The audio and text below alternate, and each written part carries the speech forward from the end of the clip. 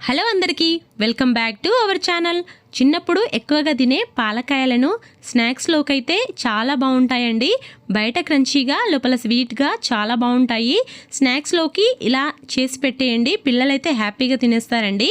మైదా పిండి గోధుమ పిండి వాడకుండానే బియ్య పిండితోటి చాలా సింపుల్గా వీటిని అయితే ప్రిపేర్ చేసుకోవచ్చు. ఎలా చేసుకోవాలో ఇవాల్టి వీడియోలో అయితే చూసేద్దాం రండి. ఫస్ట్ అయితే 2 కప్పుల బియ్య పిండిని తీసుకోవాలండి. ఈ బియ్య పిండిని అయితే జల్లించుకొని తీసుకుంటున్నాను. మీరు కావాలంటే బాగుంటే తీసుకోవచ్చు డైరెక్ట్గా. 2 కప్పుల దాకా బియ్య పిండిని అయితే ఈ రకంగా జల్లించుకొని పెట్టుకోవాలి. ఇప్పుడు ఇందులోకి 1 కప్పు దాకా షుగర్ పౌడర్ని అయితే వేసుకోవాలండి. చక్కెరని మిక్సీ పట్టేసి ఆ పౌడర్ని అయితే వేసుకోవాలి. ఇప్పుడు ఇందులోకి 1 గ్లాస్ దాకా నువ్వులను అయితే వేసుకోవాలి. ఈ రకంగా వేసుకున్న తర్వాత దీనిలోకైతే కొద్దిగా నెయ్యి అయితే వేసుకోవాలండి. మొత్తం చేత్తోటి ఈ రకంగా కలిపేసుకోవాలి. ఇందులోకి నెయ్యిని వేడి చేసుకొని వేసుకోవాలి.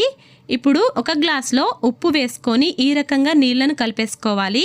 ఇప్పుడు ఈ నీళ్ళని ఇలా బియ్య పిండిలో మొత్తం అయితే పైనుండి పోసుకోవాలి.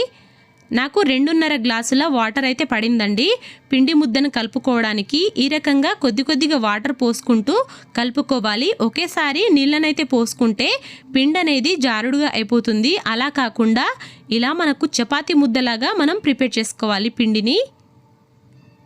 నేను వీడియోలో చూపిస్తున్న విధంగా ఈ రకంగా పిండిని అయితే రెడీ చేసుకున్న తర్వాత ఈ పిండిని ఇలా కలిపేసుకున్న తర్వాత కొద్దిగా తీసుకొని షేప్ని అయితే చేసుకోవాలండి.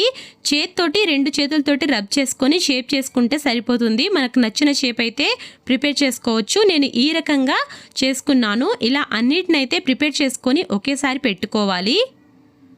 బయట నువ్వులు అనేవి ఈ రకంగా కనిపిస్తాయి. మీకు కావాలంటే ఇలాచి కూడా వేసుకోవచ్చండి. ఆయిల్ అయితే హీట్ చేసుకోవాలి. ఇలా మొత్తం ఆయిల్ హీట్ అయిన తర్వాత అందులోకి ఒక్కొక్కటిగా వేసుకోవాలి. హై ఫ్లేమ్లో అయితే వీటిని ప్రిపేర్ చేసుకోకూడదు.